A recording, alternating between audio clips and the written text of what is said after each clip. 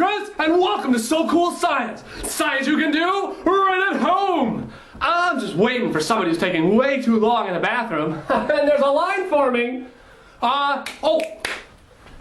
And going over today's science file. And today's science file says... How do our kidneys filter our bloodstream? Well, you don't have to be a whiz to try this.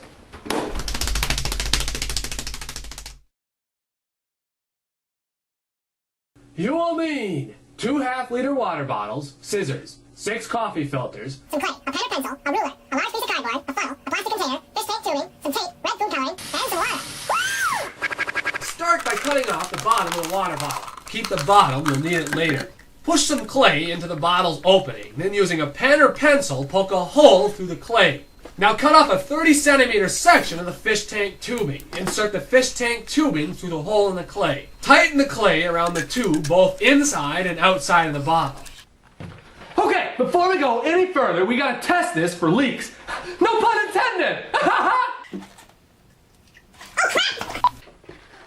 Okay, you probably want to test this over a container. Now finish up by placing 6 coffee filters inside the bottle.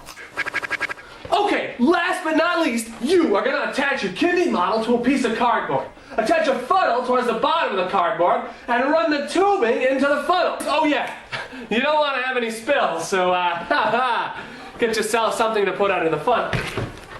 Now, grab yourself some water and some red food coloring. You're gonna drip 1 drop of red food coloring into the water. Okay, you're gonna take this water and you're gonna pour it into your kidney model and watch!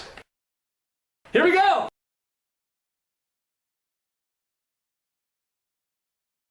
Yes! The water that came out the other end is clear, not red.